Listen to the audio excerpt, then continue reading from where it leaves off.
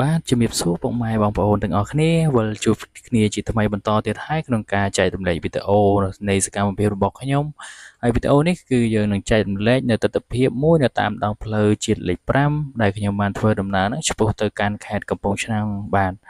ហើយនេះជាសកម្មភាពមួយដែលខ្ញុំបានធ្វើដំណើរតែម្នាក់ឯងទេនៅតាមដងផ្លូវជាតិលេខ5ដោយមធ្យោបាយម៉ូតូទេបាទហើយនៅក្នុងទស្សនវិជ្ជាក្តៅហែងតែម្ដងនៅវេលាម៉ោង12ថ្ងៃត្រង់ដែលពុំសូវមានអ្នកជិះម៉ូតូឬក៏ឡានអីទេបាទហើយនេះជាសកម្មភាពមួយដើម្បីចែករំលែកទៅកាន់ពុកម៉ែបងប្អូនទាំងអស់គ្នាឲ្យឃើញនៅទស្សនវិជ្ជានៅតាមដងផ្លូវជាតិលេខ5ហើយអ្វីដែលសំខាន់ខ្ញុំចង់ចែករំលែកវីដេអូជាច្រើននៃសកម្មភាពរបស់ខ្ញុំគឺខ្ញុំនឹងធ្វើដំណើរនៅតាមដងផ្លូវផ្សេងៗឬក៏រមណីយដ្ឋានផ្សេងៗហ្នឹងក្នុងការចែករំលែកពុកម៉ែបងប្អូនឲ្យបានទស្សនានៅ channel របស់ខ្ញុំផងដែរបាទហើយពុកម៉ែបងប្អូនកុំភ្លេចជួយចុច Subscribe ឬក៏ចុចជាវនៅ channel របស់ខ្ញុំមួយផងដើម្បីជាការគ្រប់គ្រងឬក៏ជាការលើកទឹកចិត្តឲ្យខ្ញុំហ្នឹងមានកម្លាំងចិត្តហ្នឹងធ្វើវីដេអូបន្តទៀតហើយនេះជាសកម្មភាពមួយដែលយើងបានធ្វើដំណើរបន្តទៀតដោយខ្ញុំបានថតនៅទស្សនវិជ្ជានៅតាមដងផ្លូវជាតិលេខ5ហ្នឹងដើម្បីបង្ហាញឲ្យពុកម៉ែបងប្អូនបានឃើញទាំងអស់គ្នាបាទហើយអ្វីដែលសំខាន់ពុកម៉ែបងប្អូនបានឃើញហើយនៅពេលនេះម៉ោងនេះគឺពុំសូវមានអ្នកជិះទេដោយសារតែវាក្តៅពេកអញ្ចឹងណាពុកម៉ែបងប្អូនបាទសូម្បីតែខ្ញុំជិះម៉ូតូផ្ទាល់គឺក្តៅតែមែនតែនតែម្ដងប៉ុន្តែយើងដឹងស្រាប់ហើយព្រោះយើងធ្វើដំណើរនេះដោយសារតែយើងទៅបំពេញការងារនៅខេត្តកំពង់ឆ្នាំង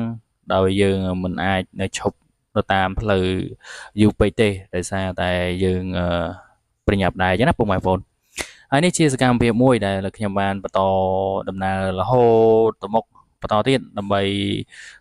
ជាការជាមួយនឹងការធ្វើដំណើររបស់ខ្ញុំផងដែរបាទហើយពុកម៉ែបងប្អូនបើសិនជាពេញចិត្តកុំភ្លេចជួយ like ជួយ share បន្តទៀតផងដើម្បីឲ្យពុកម៉ែបងប្អូនឃើញហើយយើងក៏មកដល់ទីនេះគឺយើងឈប់នៅក្រោមដើមស្វាយមួយបាទដើមស្វាយហ្នឹងគឺធំបាទហើយយើងឈប់ទៅសម្រាប់បន្តិចយើងក៏ធ្វើដំណើរបន្តទៀតដើម្បីទៅដល់កន្លែងការងារផ្ទាល់តែម្ដងបាទហើយនេះយើងកំពុងតែធ្វើការបន្តទៀតធ្វើដំណើរទៅមុខទៀតហើយយើងបន្តិចទៀតទៅគឺដល់ព្រៃខ្មែរបាទពុកម៉ែបងប្អូនគឺទៅដល់កន្លែងគេលក់របស់ហូបនៅតាមដងផ្លូវដែលគេហៅព្រៃខ្មែរណាពុកម៉ែបងប្អូនហើយបើសិនជាអ្នកធ្វើដំណើរតាមផ្លូវជាតិលេខ5ឬក៏អ្នកនៅរស់នៅក្នុងខេត្តកំពង់ឆ្នាំងផ្ទាល់ប្រហែលជាស្គាល់ព្រៃខ្មែរហ្នឹងហើយបាទហើយនេះជាទស្សនវិជ្ជាមួយដែលយើងបានកំពុងមកដល់កន្លែងគេលក់ដូរហើយនៅតាមដងផ្លូវហ្នឹងមានបងប្អូនប្រជាពលរដ្ឋគាត់ដាក់លក់នៅចំណីឬក៏ដំឡូងឬក៏អីផ្សេងជាច្រើនមុខបាទបើសិនជាពុកម៉ែបងប្អូនឆ្លងកាត់តាមហ្នឹងអាចជួយទិញគាត់បានណាពុកម៉ែបងប្អូនបាទហើយនេះជាទស្សនវិជ្ជាមួយដែលខ្ញុំបានធ្វើដំណើរនៅតាមដងផ្លូវជាតិលេខ5ហ្នឹងគឺរៀងហត់បន្តិចប៉ុន្តែយើងសប្បាយចិត្តក្នុងការធ្វើដំណើរហើយក៏ជាការកំសាន្តមួយផងដែរក្នុងការចែករំលែកដល់ពុកម៉ែបងប្អូនឲ្យបានឃើញនៅទស្សនវិជ្ជានៅតាមដងផ្លូវជាតិលេខ5ហ្នឹងទាំងអស់គ្នាបាទហើយនេះយើងបានមកដល់ផ្សារព្រៃខ្មែរហើយខ្ញុំសូមអធិស្ឋានពុកម៉ែបងប្អូនហ៎ដោយសារតែខ្ញុំកាន់ទូរស័ព្ទថតទេយើងអត់មានកាមេរ៉ាឬក៏អ្វីផ្សេងទេគឺកាន់ទូរស័ព្ទថតគឺយើងពិបាកបន្តិចចឹងណាពុកម៉ែបងប្អូនហើយនេះយើងបានមកដល់រំងមូលក្អមហើយនៃខេត្តកំពង់ឆ្នាំងហើយយើងក៏ធ្វើដំណើរផ្លូវវាងក្រុងយើងអត់បានចូលទៅក្នុងខេត្តទេបាទយើងជិះតាមវាងក្រុងហើយនេះជាទស្សនវិជ្ជាមួយហើយខ្ញុំក៏ឃើញ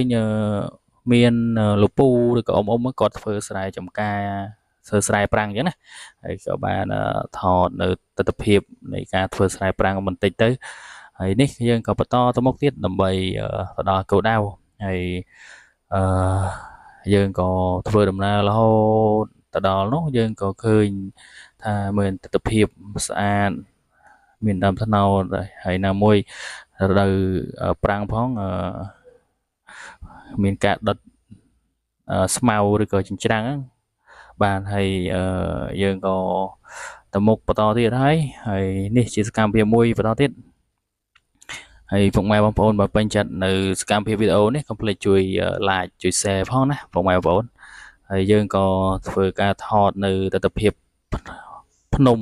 នៅក្នុងផ្លូវវាងក្រុងហ្នឹងបាទហើយនេះយើងក៏មកដល់ខាងមុខយើងក៏ឈប់ថតនៅទស្សនវិជ្ជានៃភ្នំបន្តិចហើយយើងក៏មកដល់នេះយើងក៏ឈប់ដែរពុកម៉ែបងប្អូនហើយខាងមុខហ្នឹងគឺជារមណីយដ្ឋានជើងភ្នំនៃផ្លូវវាងក្រុងហើយវីដេអូរបស់ខ្ញុំមានតែប៉ុណ្្នឹងទេខ្ញុំ